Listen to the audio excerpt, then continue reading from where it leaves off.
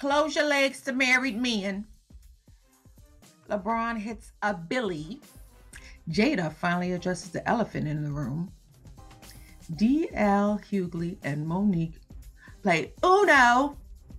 And the Real Housewives of Dubai show us why we all need to go down to the UAE. I'm Chaya, and I'm here today to break it down.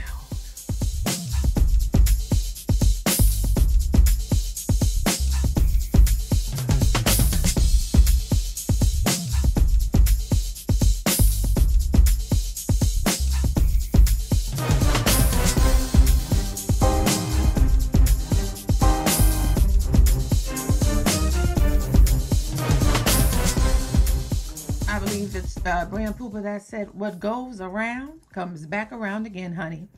And right now, what goes around is coming back around. Everybody remembers that iconic Real Housewives of Atlanta reunion when Nene had to tell Kim Zolciak, close your legs to married men.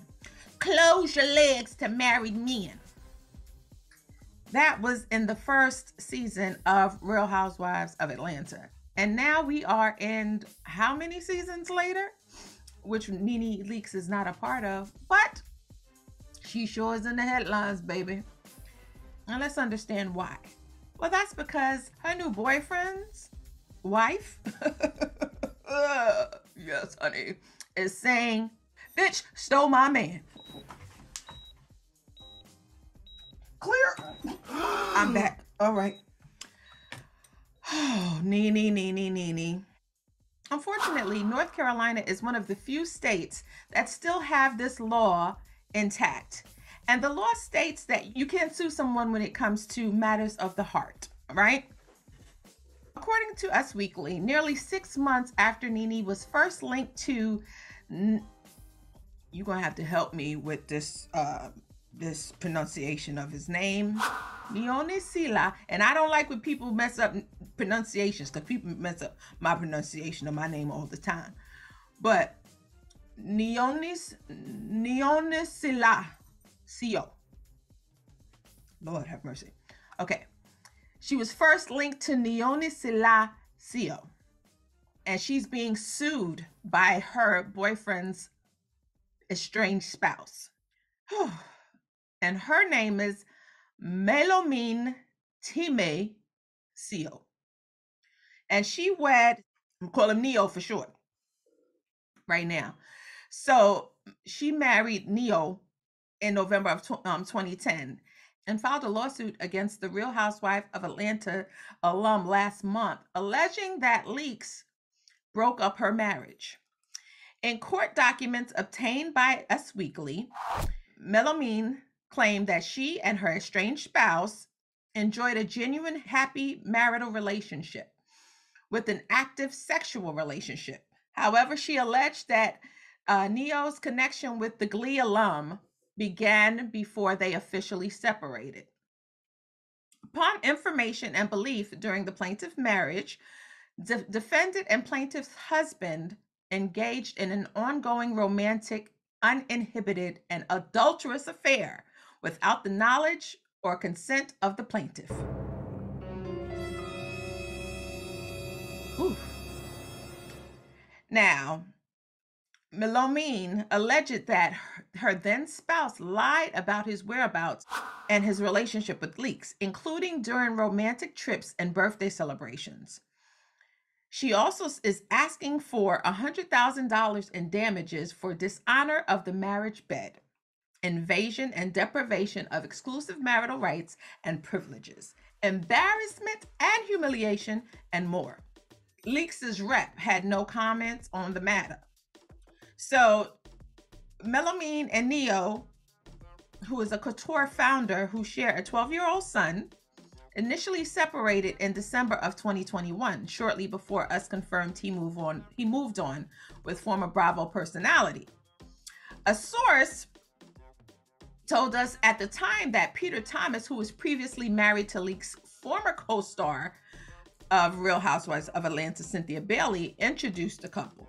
The Lanithia Lounge owner made her romance headlines nearly 3 months after the death of her longtime husband, which we were all like, So after Greg died, and she moved on quickly. And you know what? I'm not even here to judge her on how quick she moved on.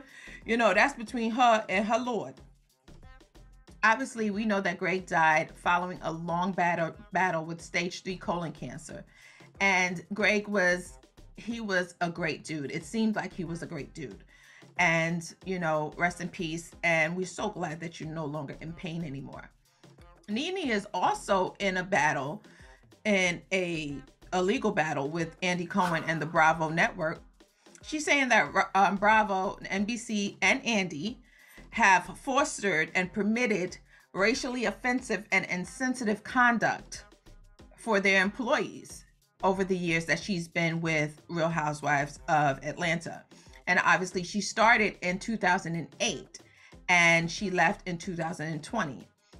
She's saying that she had repeated instances of a hostile work environment and discrimination throughout the years. But how ironic is it that she was so vocal on Kim Zolciak? And don't get me wrong, I don't like him. I don't. However, she was telling her to close her legs to marry men, you know, and here you are, less than 15 years later, going through that same thing. So you know what they say, what goes around comes back around? And baby, that's coming around on you. I don't know if my girl Melanin is going to get anything out of this settlement, but the two met in North Carolina, and North Carolina is the state where she's suing Nene and Neo in. So, my gosh. On to the next, my man LeBron James. King James is officially a billionaire. Yes, indeed. And I love to see stuff like this only because of the fact that when you come from humble beginnings and you make it to a place of success like this gentleman has, and he did it through his talent and his business savvy, I applaud that with the quickness. I wasn't a LeBron fan as far as his game because I'm Warriors all day. But LeBron as a man, as a husband, and as a businessman, my God. So anyway, according to Forbes,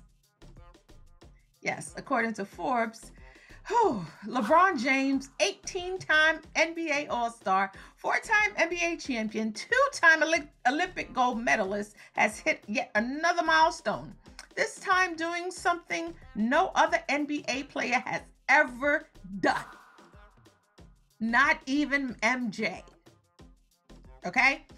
After another monster year of earnings totaling $121 million last year, Forbes estimates that James has officially become a billionaire while still playing hoops. He is not retired yet, people. 37. He's 37, y'all. The 37-year-old superstar has a net worth of $1 billion by Forbes count. James, who's missing the playoffs for the 4th time in 19 seasons, is the first active NBA player to make the billionaires list.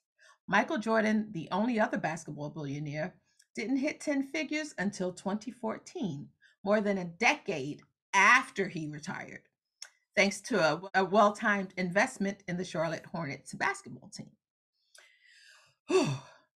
It is my biggest milestone, James told GQ in a prophetic 2014 interview. Obviously, I want to maximize my business, and if I happen to get it, if I happen to be a billion-dollar athlete, ho, hip, hip, hooray. Oh my God, I'm going to be excited. Isn't that the bomb? Isn't that something that we should get behind and we should applaud? And he did so without selling his soul. He stayed true to who he was. He's given back to his community. He loves his family. Come on, somebody. You got to get behind that and you got to say, go, LeBron, go. Go, LeBron, go. See, this is what I'm talking about. These are the types of stories that we need to be celebrating. You know what I'm saying? Because if we don't celebrate our wins, who else will? You know what I'm saying? So go, LeBron, go. We salute you, King James, and we're happy. We're happy for you. We're very happy for you. So, in other news, we just finished talking about King-ish, and we going into this nonsense. So Jada Pinkett Smith, you know, they actually getting on my nerves now.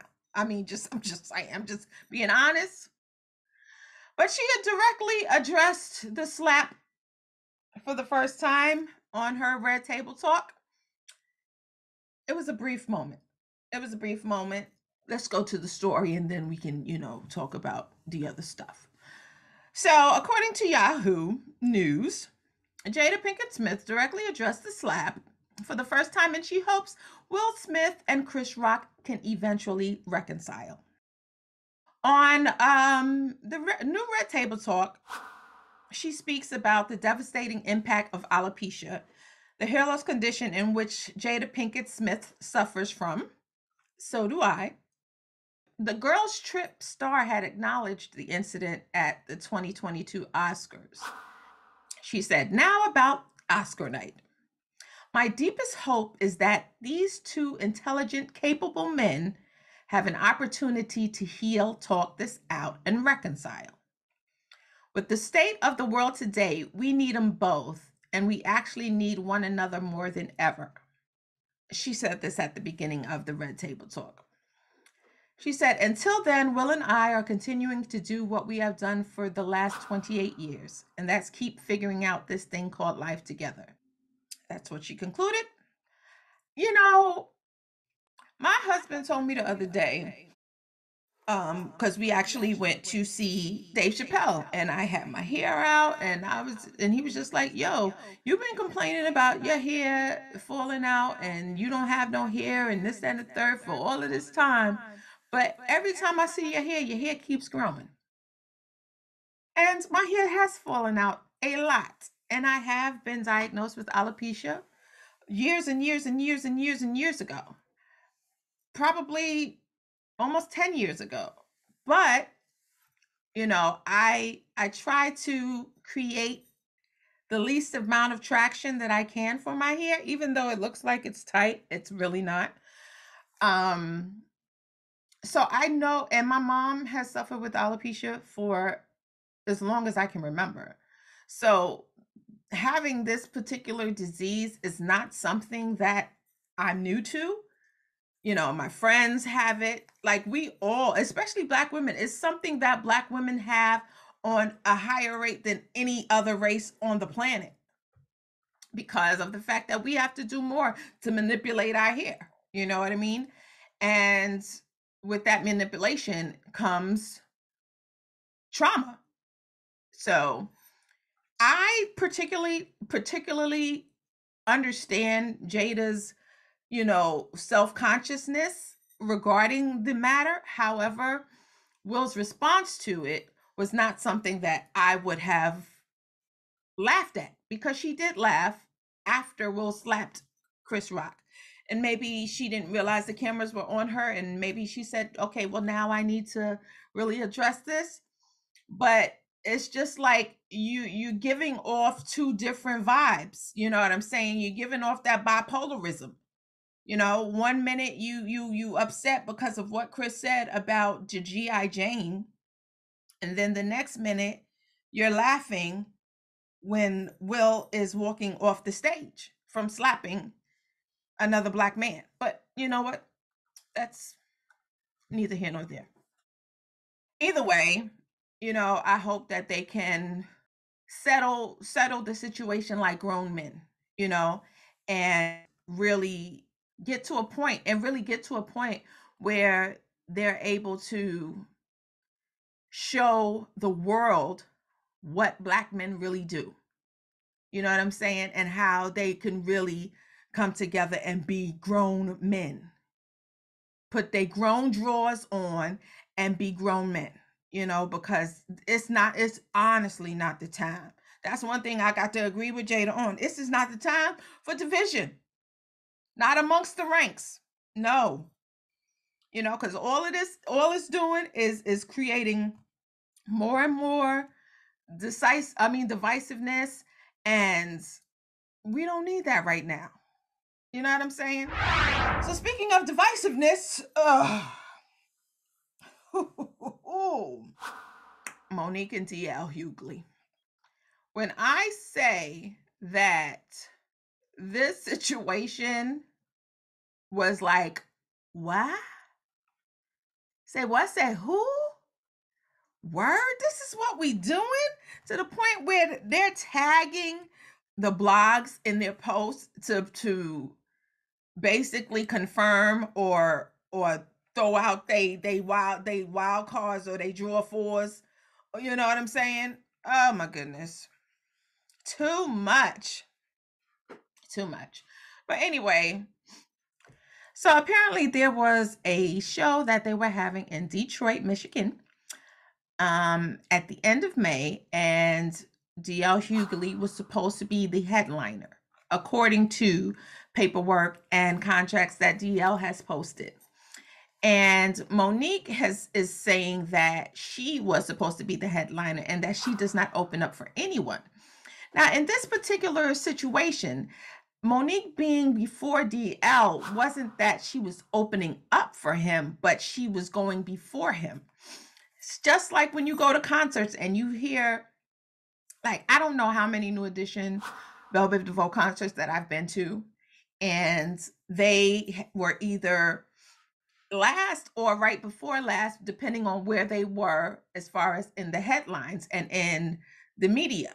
So who's ever hottest last, that's who usually goes on last.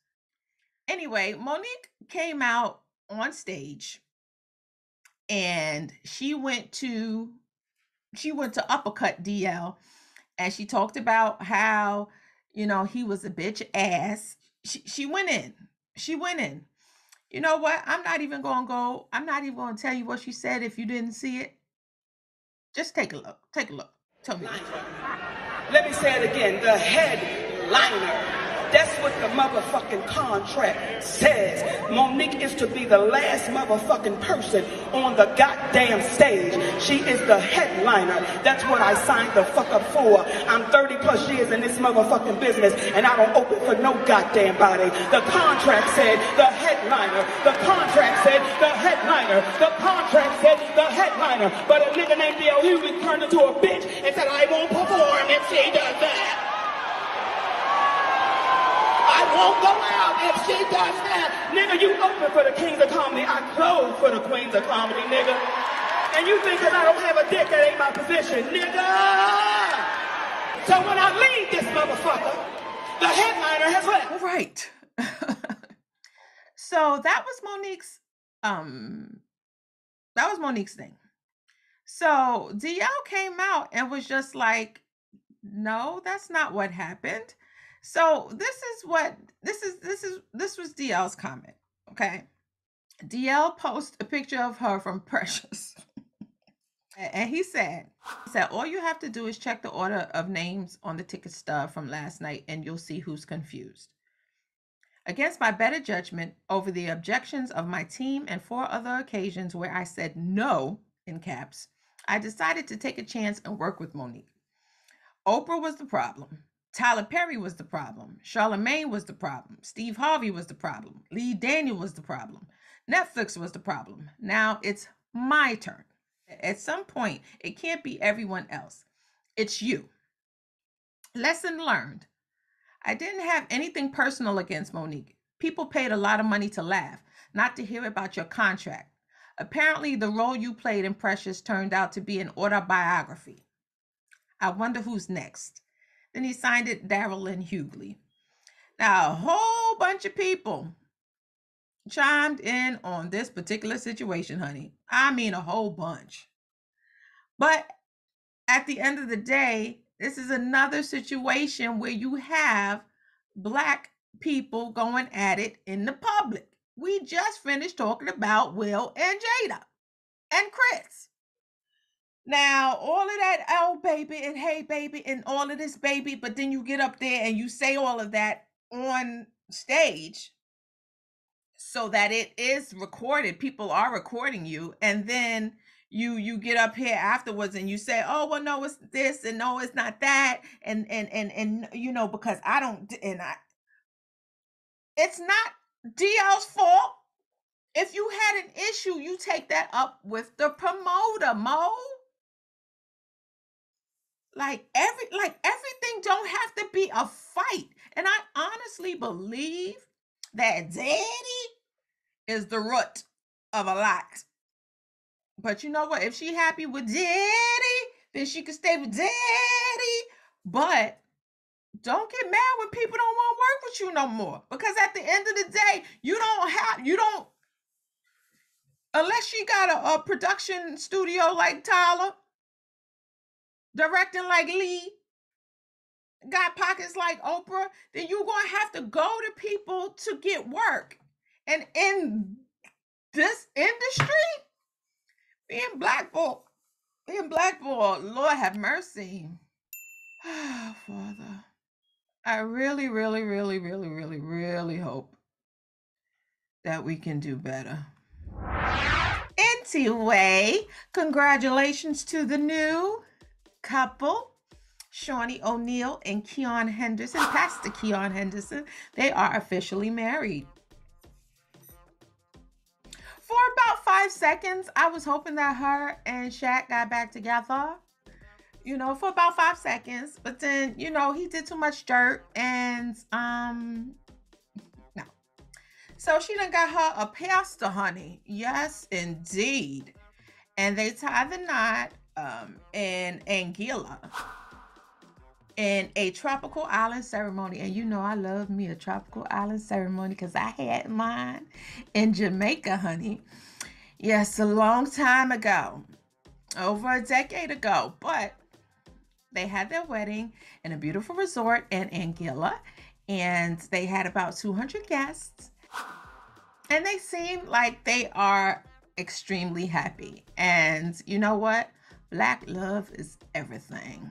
Black love is everything. So congrats. All right, last but not least, the Real Housewives of Dubai, honey. They came, it was like, boom, kicked that door open. The series premiere has come in with a bang, honey.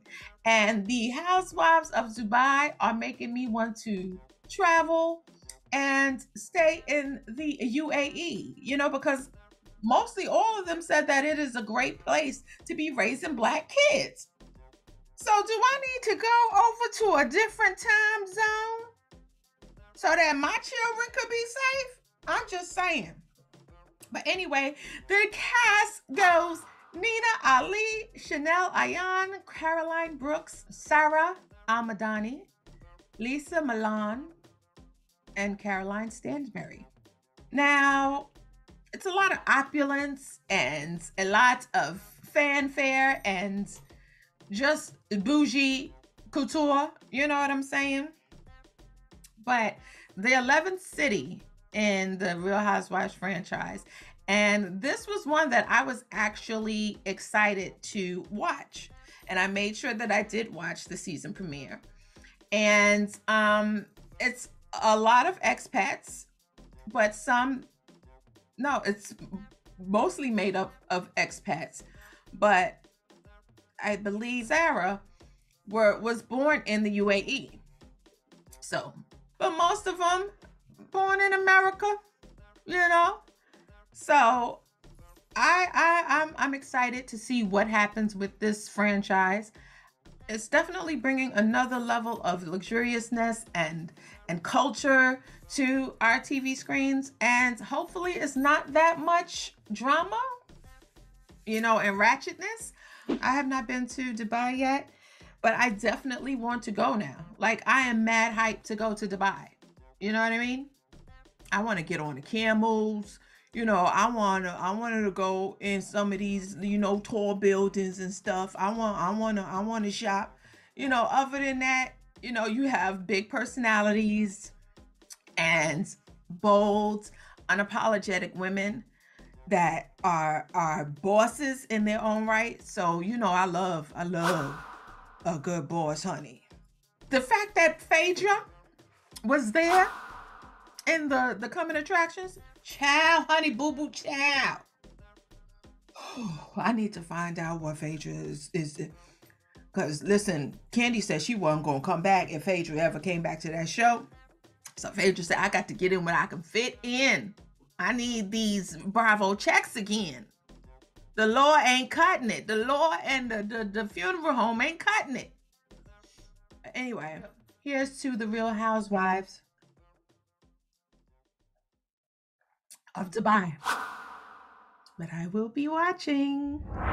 Until next time, I'm Chaya, your host, and as always, I am here to break it down, baby.